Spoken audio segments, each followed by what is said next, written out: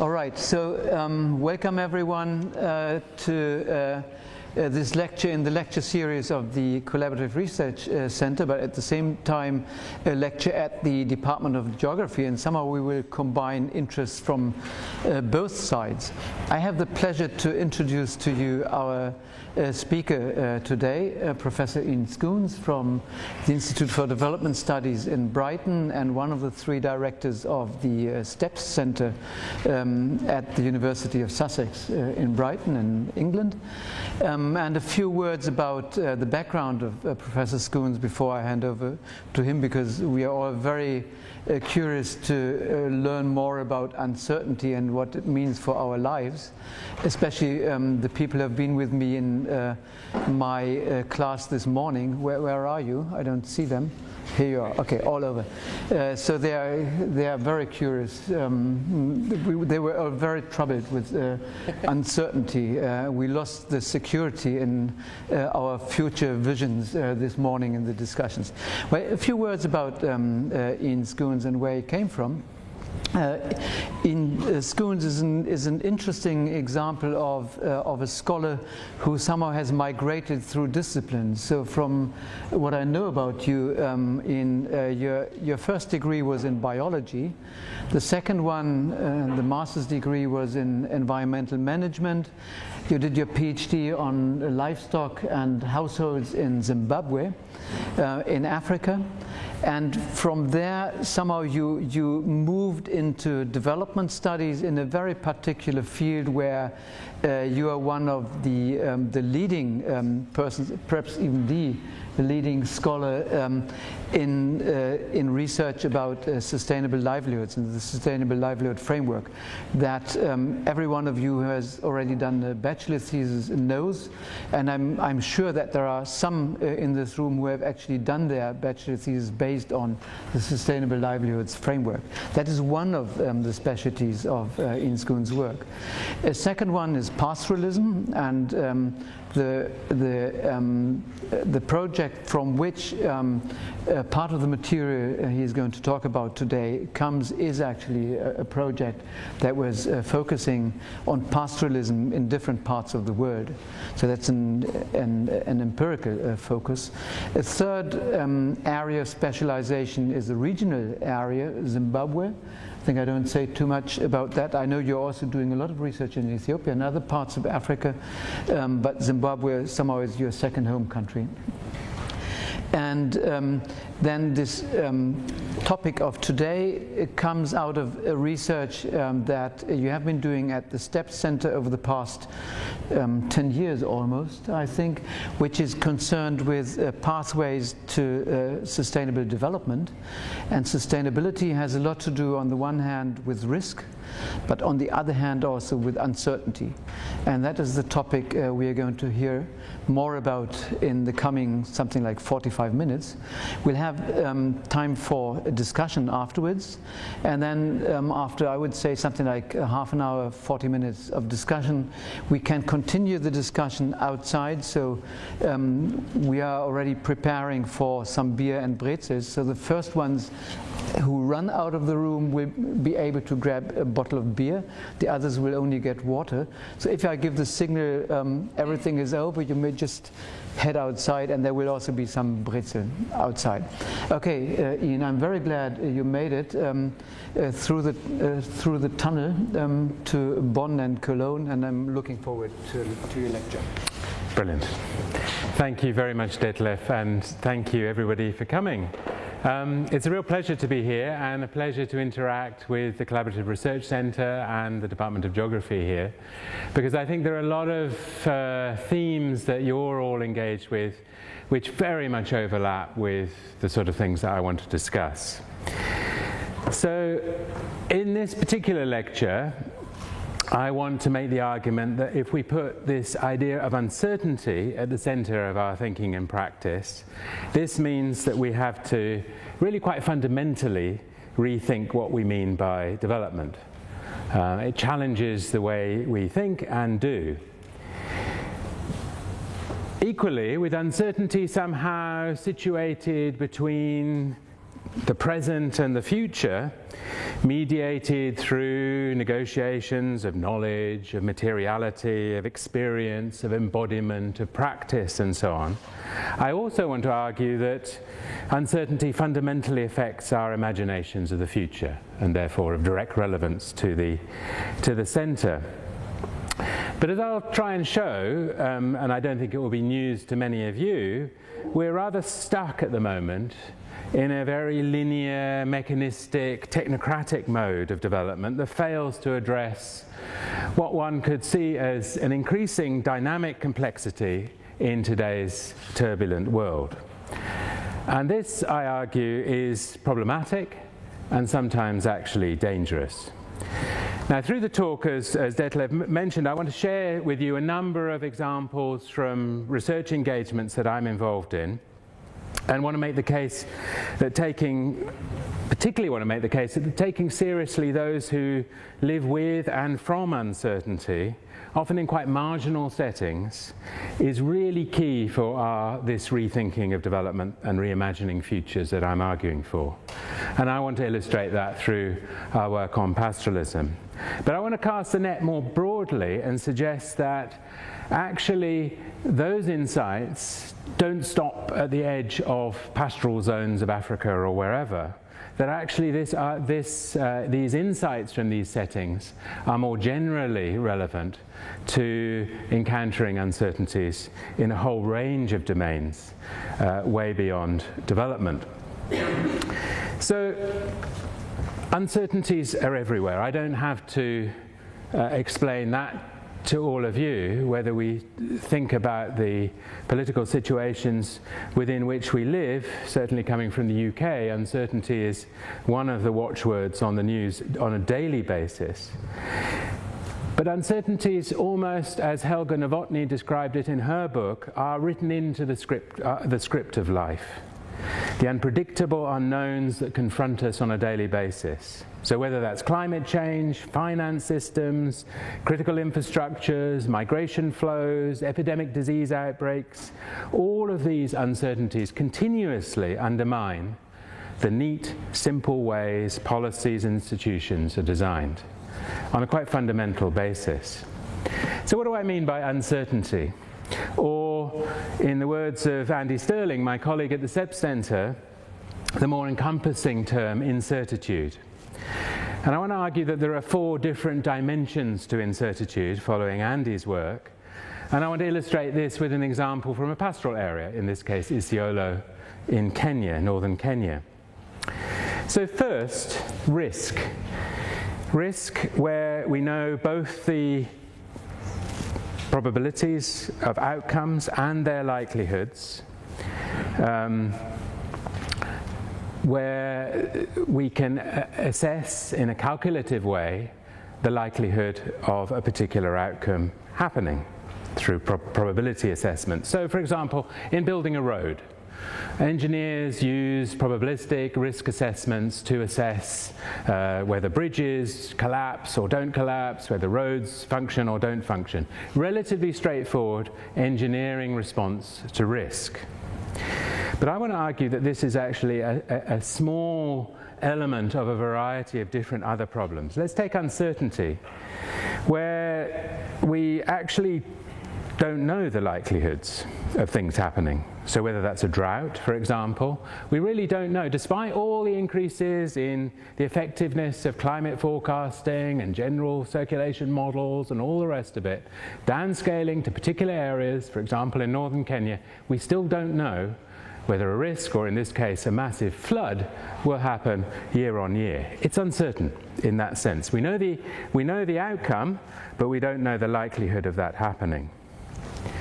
There's also the situation of ambiguity, where we might know the likelihoods of different options, but actually there's a debate about the outcomes between different actors. They're being highly contested. So in a pastoral area, for example, it could be used for the grazing of camels, a pastoral production system. It could also be used for tourism and conservation. It could also be used for infrastructure development. There's ambiguity in there about the nature of the outcomes. Contestation. Here, questions of fairness, of justice, of distribution, who wins, who loses, come to the fore, way beyond an engineering assessment, for example. And finally, there's a condition of ignorance, where, in the words of former US Defense Secretary Donald Rumsfeld, there are unknown unknowns, the ones we don't know, we don't know. And he knew that all too well. You're extremely exposed when things are indeterminate. And indeed, expanding knowledge, especially when there's incommensurable perspectives competing with each other, may actually only increase ignorance. So thinking about these four sectors, it's actually the three quadrants outside the risk box, if you like, uncertainty, ambiguity, ignorance, that I would argue are the most common. Most situations in development contexts, and more broadly I would suggest, are not amenable to simple risk management where we can calculate probabilities and model outcome likelihoods. So that presents a problem. Yet, the institutions and practices conditioned by politics and power, what Michel Foucault would call practices of governmentality, almost inevitably close down towards risk. So on this slide are some examples from pastoral development. You could choose your field, water management, forest management, whatever you're working on. Plans, models, insurance products, goals, metrics, indicators, all attempt to seek closure, pushing us often dangerously towards a zone of risk where knowledge and outcomes are assumed to be known, or at least thought to be able to be estimated. So let me offer an example. There's much excitement these days about technological-led development approaches to climate adaptation in pastoral areas. Mobile phones with climate predictors, insurance products linked to index-based payouts. And by definition, these outcomes are specified in terms of predicted probabilities based on models and liability assessments. Now, it'd be fine if these predictions were accurate, but of course, inevitably, they're not because of uncertainty. So relying on this type of removed, expert-led, market-based system, some argue, actually can increase vulnerability, undermining local responses attuned to uncertainty. So there's a danger in this closing down to risk, I want to argue. So, does this have to be? Do we have to always be wedded to a risk management approach? Why does uncertainty get obliterated from our thinking? For that, we have to look at the history of professional practices and institutions, particularly in the West, and styles of development that we become used to, and see where they've come from. But actually, to see alternatives, we also need to dig a bit deeper, which is what I'll argue now. So for many, development, so-called, the project of development, started with Harry Truman's speech in 1945, a big state-led normative aspiration for change post-World War II, a Marshall Plan for the world, as it were. And then later, of course, with the turn to neoliberalism, the Washington Consensus emerged, shifted from a vision of states to markets. But what was similar about these two visions, of course, is that they were very much about control, about offsetting risks, about managing progress and trajectories towards a modernist vision in a particular way. But that's a very narrow vision of development's history. And I rather like this book, which is actually quite old now, by Cowan and Shenton, called Doctrines of Development, which suggests a much deeper history to our understanding of what development is about. And they argue that back in the 18th, 19th century in Europe, there was arguments, for example, from Auguste Comte, rooted in a very different understanding around cycles of change, of growth, destruction, renewal. Not a linear view of development, actually a much more dynamic view of development, rooted in ideas of collective trusteeship. Totally different paradigm.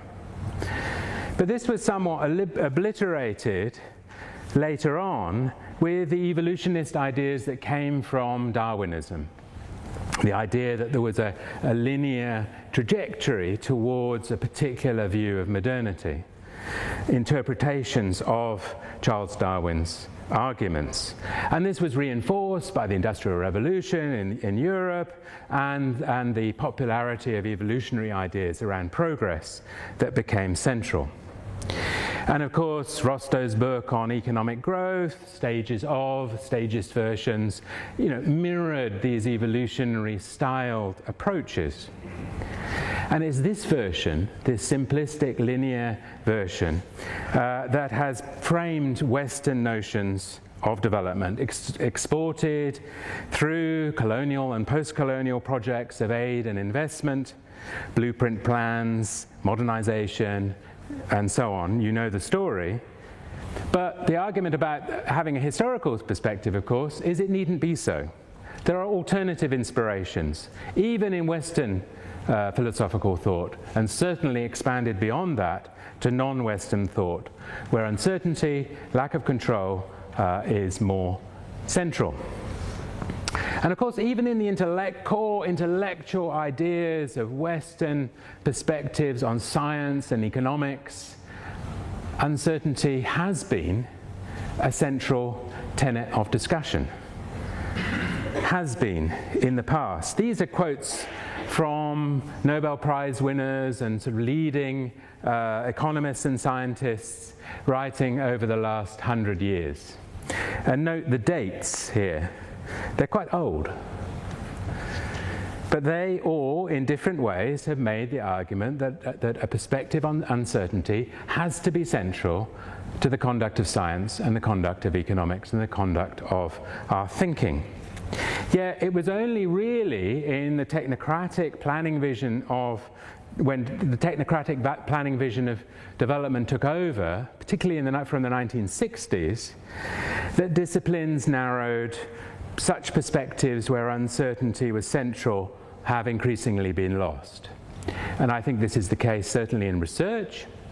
It's perhaps even more so in teaching. Just look at any standard disciplinary textbook in the index. See if there's any reference to uncertainty. Often virtually nothing, other than uncertainty being a problem. Barely a mention. So there are intellectual traditions to draw on, and I think this matters as we reconstitute an intellectual and practical agenda to put uncertainty more centrally in our thinking and practice. Given the nature of uncertain conditions that we face and the failure of policies and institutions to address them, this is potentially a big problem. And a large reason, actually, why most core development projects fails. Yet across a variety of different fields, we see the beginnings, and I suggest it's really only the beginnings, of a realization that uncertainty must be embraced and brought back into the conversation. Now, I want to give you 3 very quick examples from very diverse settings to illustrate this. My first, and you'll think this is bizarre, me suggesting this, is from finance and banking.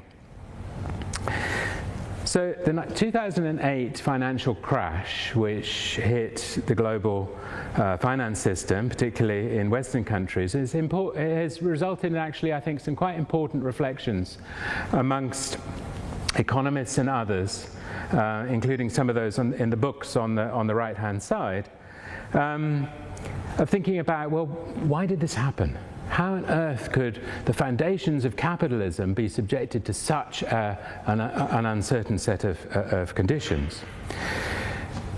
The chief economist of the Bank of England, Andy Haldane, reflected in a really nice paper on this very question, why the conventional approach, highlighted in the middle column there, in forms of voluntary regulation, individualized accountability, had really failed.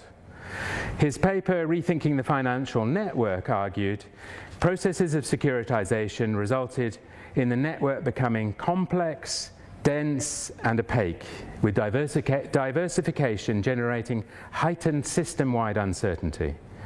The result, of course, as we know, was the crash, and he argues that the crisis was rooted in what he called an exaggerated sense of knowledge and control within that system. He and others have argued, therefore, that new forms of regulation are required that increase transparency and collective accountability in such systems, focusing on the cultures and practices of key actors.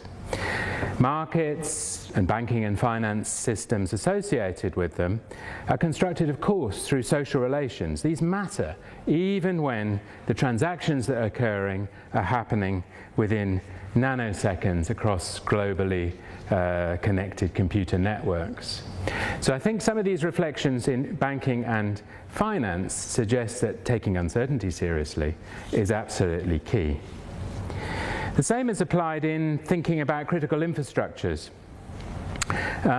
Think energy supply systems, air traffic control operations, and so on. Again, slightly left field subject area for many of you, but actually thinking out of the box can be helpful sometimes.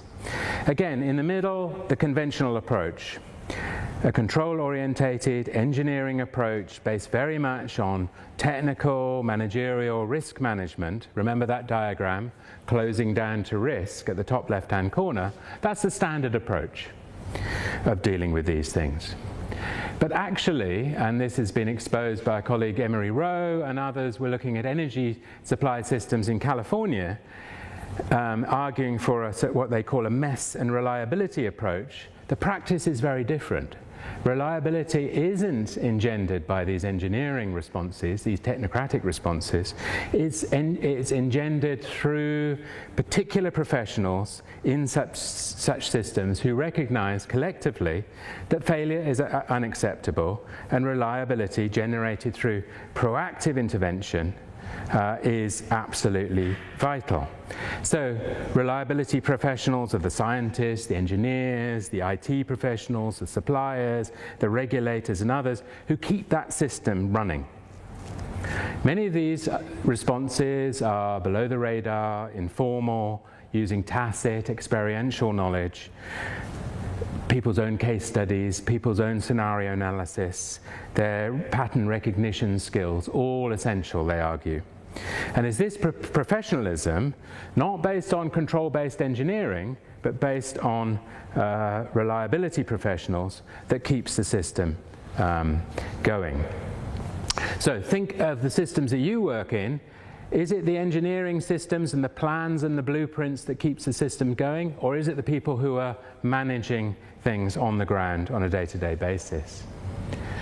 A similar story arises in another area of study, thinking about disease outbreaks. Again, two, slightly simplistically again, contrasting perspectives. The conventional approach, again, focused on control-based risk management. Predictive models generating early warning systems, contingency and preparedness plans, leading to a control-based, medicalized, often securitized response. You know the story. All justified as part of what one might call a crisis narrative, which obscures the complexities and uncertainties. Yet the experience of the Ebola outbreak in West Africa and more recently in the DRC, avian influenza in Southeast Asia before, has shown that such, again, control-based risk management approaches don't always work.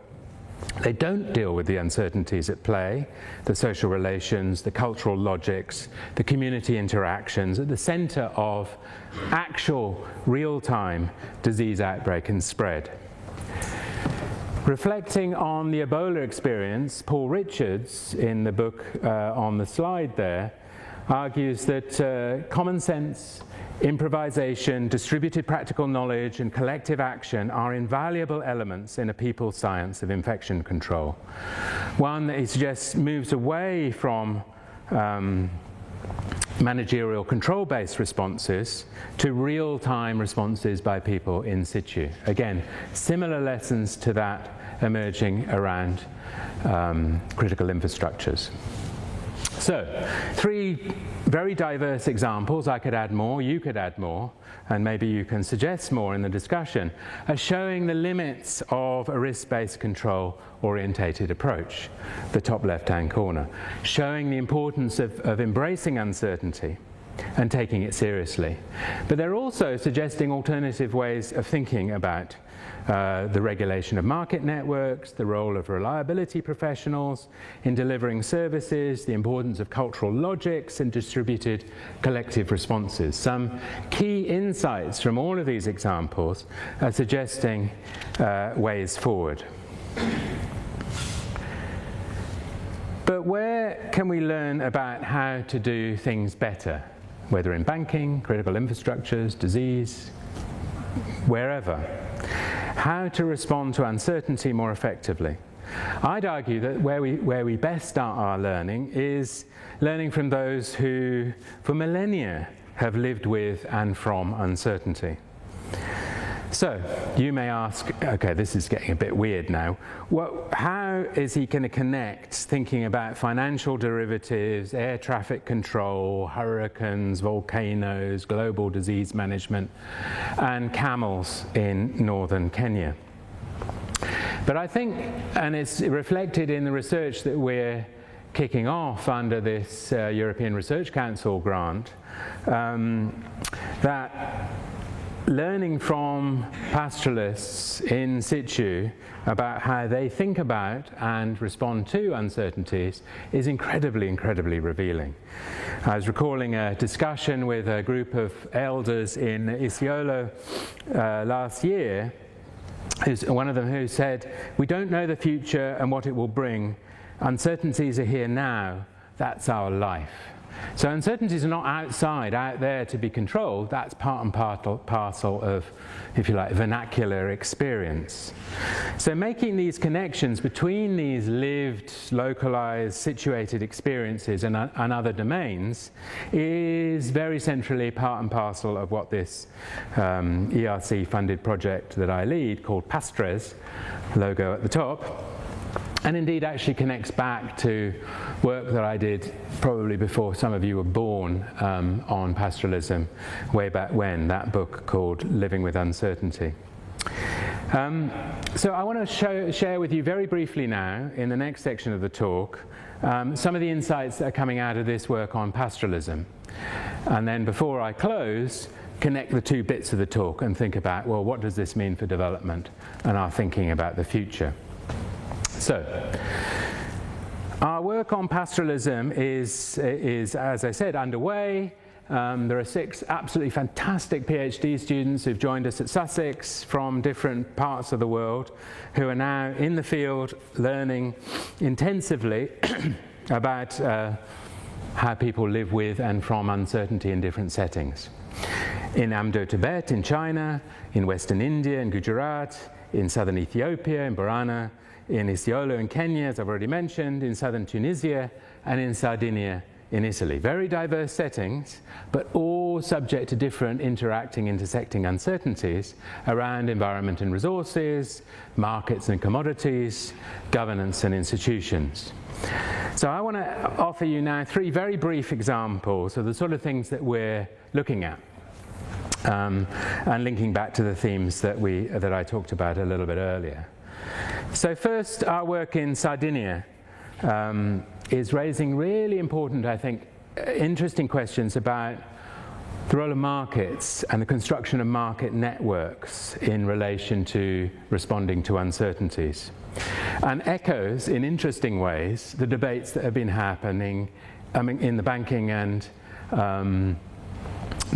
finance community in the wake of the 2008 crash. So we're asking things like, how do socially and culturally embedded economic behaviors affect exposures to market volatility? How is this volatility managed by different types of people engaged in different types of network? Now, this is a big issue for pastoralists in Sardinia. Because sheep milk production is linked to industrial production of pecorino cheese for export, mostly to the US, and prices of both milk and fodder fluctuate wildly, making livelihoods of shepherds like this man very precarious.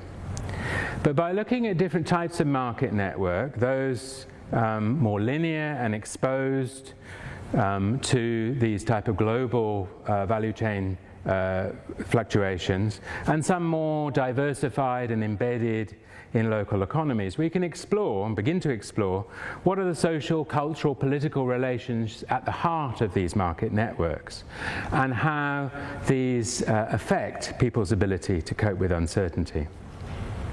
So just as with bankers and financiers, responding to uncertainty in pastoral Sardinia requires a much more sophisticated approach to thinking about markets than conventional development or agricultural economics, for example, has offered before.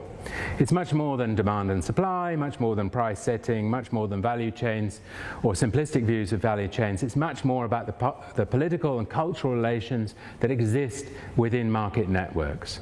And those features are the ones that allow some people to be able to ride uncertainties and others not. Moving on, another theme obviously in our studies of pastoralism is mobility. Not surprising in pastoral settings. So our work in Kenya, this picture is from Kenya, focuses on the importance of mobility as a flexible response to uncertainty. Now, of course, this has been long recognized in ethnographic studies of transhuman pastoral systems, but the principles of mobility are being applied today in very new ways in pastoralism. As a result of changing political economies and ecologies in these regions. So, for example, fodder rather than animals may be moved.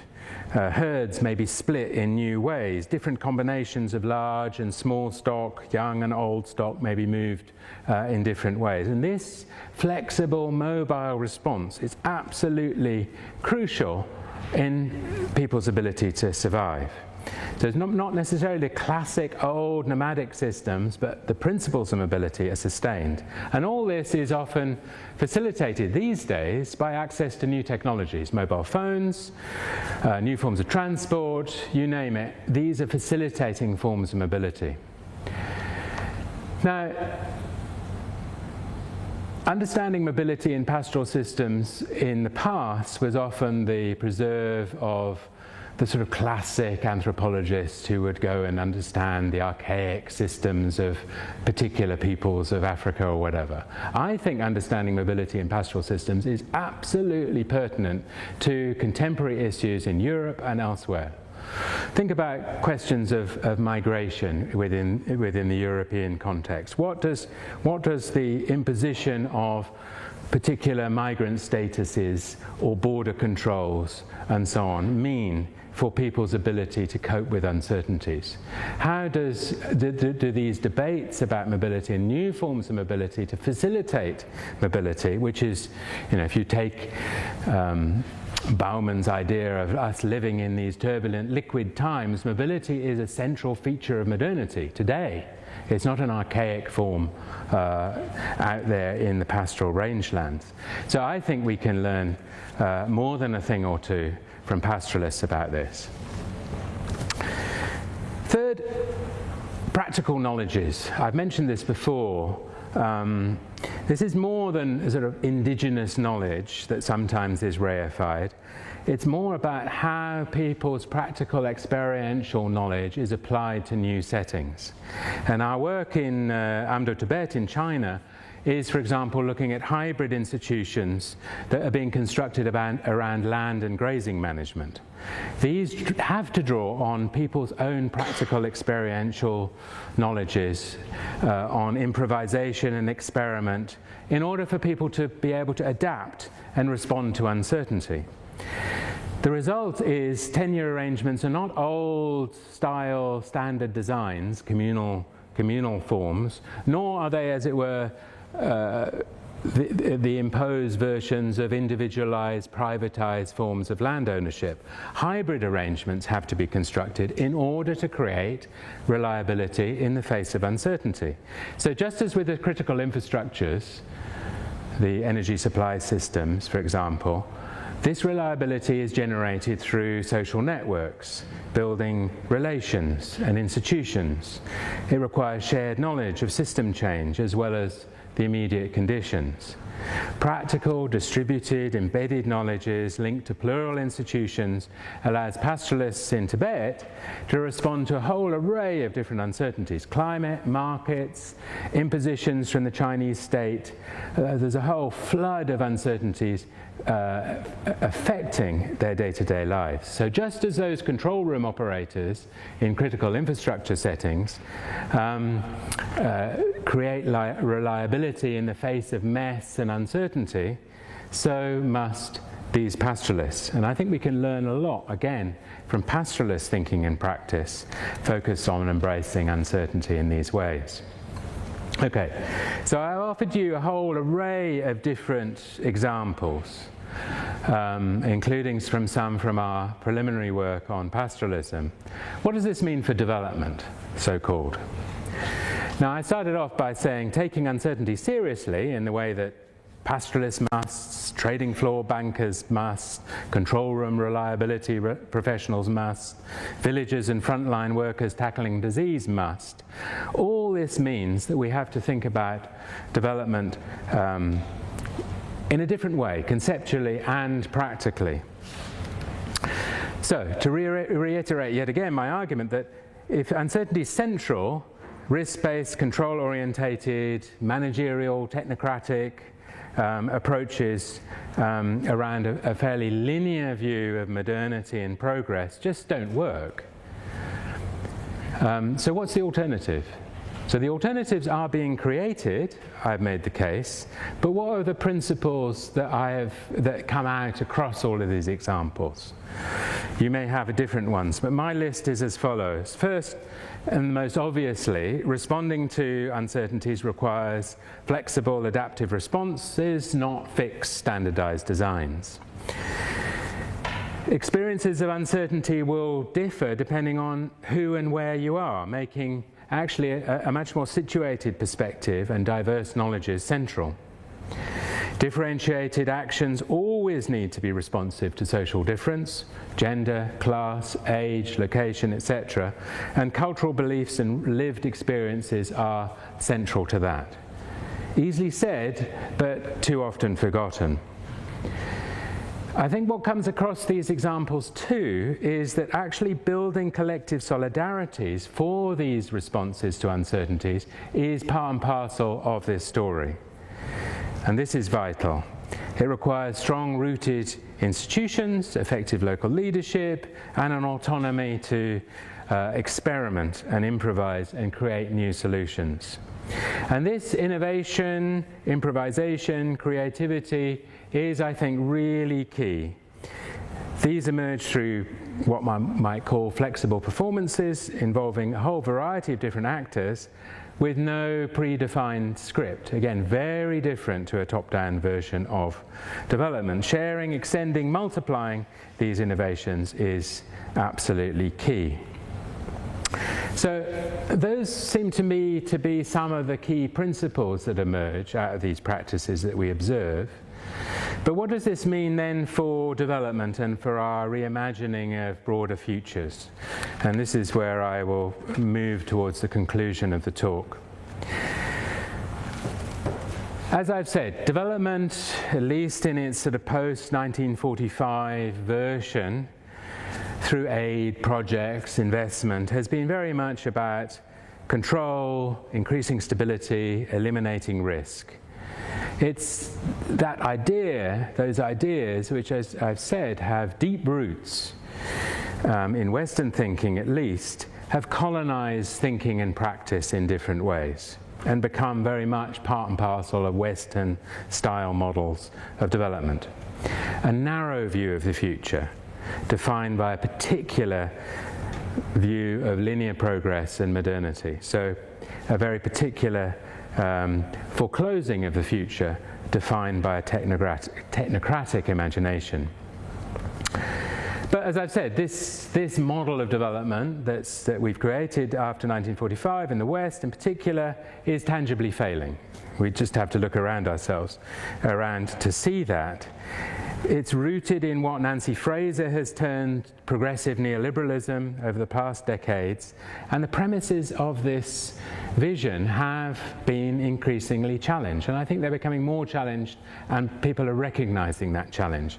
Climate change, financial instability, mass migration, all of these features of the contemporary world are forms of uncertainty that are undermining that hegemonic vision.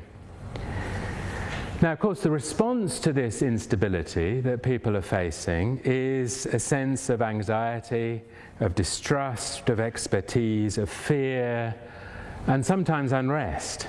And we see this too in different parts of the world. But what then happens when there is this failure and this gap of imagination of the way that we have thought about development? What moves into this void? What moves into this void, of course, and we've seen this again, is the rise of a particular form of nationalist, populist, authoritarian forms of politics that fill the space and offer the potential of certainty. They offer the potential of certainty, creating, in a way, a mythical past of stability and control. You only have to look at the narratives of right-wing populist movements in Europe to see that. You can expand that to other settings the world over. But actually, by embracing uncertainty, I argue, can actually offer hope rather than this despair, distrust, anxiety, if we think about these alternatives and make them more central to our thinking and practice. And as I've mentioned, there are hints of these already. Hints in the practices in as diverse a setting as a control room energy supply system in California and a pastoral herder in Kenya.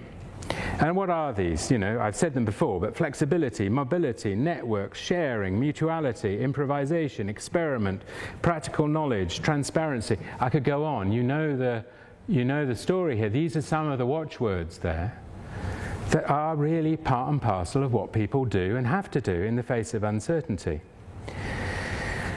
So how to respond? How to counter this move by, as it were, claims to stability when actually there are alternatives out there? And who's best positioned to do that responding, to improvise, to experiment, to adapt? I would suggest, and this comes from the argument of the work on pastoralism, is those who live in the most marginal settings often, who are forced because they have to live with and live from uncertainty, that this type of new imaginaries of development can emerge. That we have to learn patiently with them about how forms of flexibility and informality are reconstructing the nature of markets, the nature of states, the nature of governance arrangements, and so on. So what does this mean? Here's a diagram in very bright green. No, it's not so bright up there, it's very bright here. What does this mean? How can we think of a new, more hopeful alternative that will fill that void and avoid the dangers of either a reversion to a technocratic risk management approach or the capture of that space of uncertainty by regressive forces? I think this is a major intellectual and practical challenge. And political challenge, of course.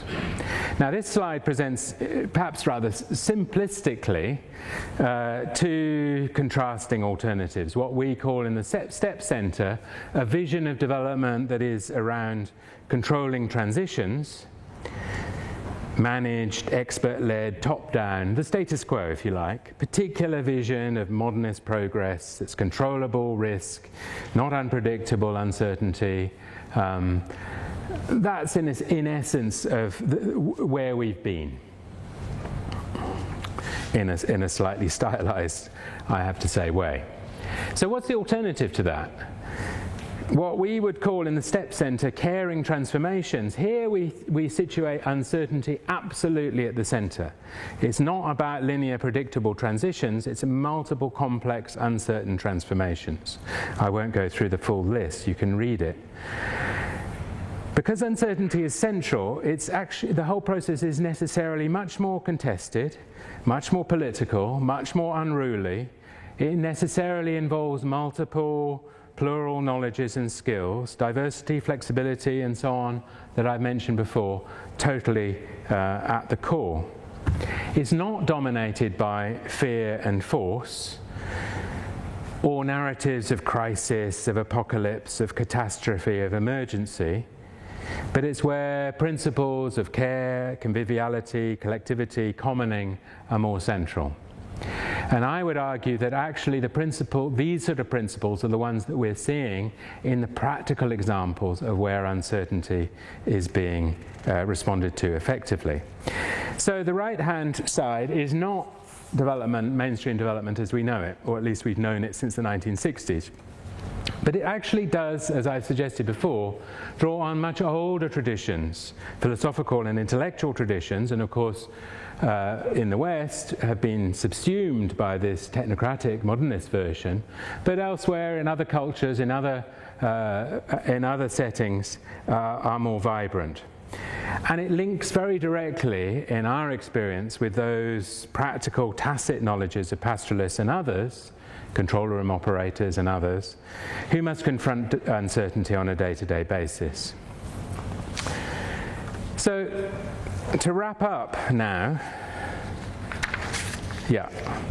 genuinely to wrap up, what does this mean for Africa? Because I know the Centre, CRC, is focused on African futures, future rural Africa. What does this mean for thinking about the African setting? And I don't want to sort of reify Africa as a sort of peculiar setting, because I think this actually, and I'll make this point, applies everywhere. But I think, in particular in African contexts, African contexts have been heavily dominated by that control-oriented form of development, imposed from colonialism through the post-colonial projects of structural adjustment and top-down investment and so on and so forth. The history of Africa is littered with failed projects of that form. Yet the type of uncertainties that people face in African settings that I know about are faced daily. I mean, whether that's climate change or migration or financial instabilities or governance upheavals, they're faced daily. That is the day-to-day experience of everybody. And these have shaped and are shaping the political economies and indeed ecologies across Africa. So coming back to my other argument, the argument that I introduced at the beginning and reinforced through our discussion of pastoralism, I think perhaps particularly in marginal areas outside the control of states and aid apparatus and so on, those living with those intersecting uncertainties are and have and necessarily have the capacities to adapt, improvise, perform, form collective solidarities and so on in ways that are deeply embedded. And again, this isn't a reification of sort of cultural specificities. This is just an argument of what people do and have to do. And as we've seen amongst pastoralists in Africa and beyond, these practices are just part of day-to-day life. And I think in thinking about possible African futures and the necessity of embracing uncertainty within those, opening the horizons of futures, not having them closed down towards a narrow vision of progress and modernity, we can think more positively about what African futures might be. Not a sort of foolish Africa rising narrative, but a much more positive one that is about how knowledges and capacities deeply embedded in societies, often through very difficult circumstances, can help. And more radically, I think, we can ask, can those insights earned over in these contexts actually help confront uncertainty challenges elsewhere? Can, for example, African pastoralists that we work with, or farmers, or informal traders, or whoever, actually provide some key lessons and reverse, to some extent, that colonizing flow of knowledge and practice that has been development? That's a provocation, and I'm not sure what the answer is, but I think there's something in there. So, as we embrace uncertainty as central, not something to be wished away, I've argued that it suggests a very different, more humble, but actually more hopeful perspective to progress and modernity, and a very different way of thinking about innovation, about sustainability, about development more broadly. And I want to end with a quote from Rebecca Solnit that she included in her book, Hope in the Dark. She says, "Hope locates itself in the premises that we don't know what will happen, and that in the spaciousness of uncertainty is room to act. When you recognize uncertainty, you recognize that you may be able to influence the outcomes, you alone or you in concert with a few dozen or several million others. Hope is an embrace of the unknown and unknowable, an alternative to the certainty of both optimists and pessimists." So we have to ask, should a politics of uncertainty lead, as I've said, to a risk-focused, controlling transition to a Western ideal through aid, adjustment, reform, or so on, or a more emancipatory, caring, hopeful future where visions of the future are opened up? In other words, embracing uncertainty is vital for galvanizing action and so development, and I would suggest it offers actually a much more positive view, not only for Africa, but for everywhere else. So I'll finish there. Thank you.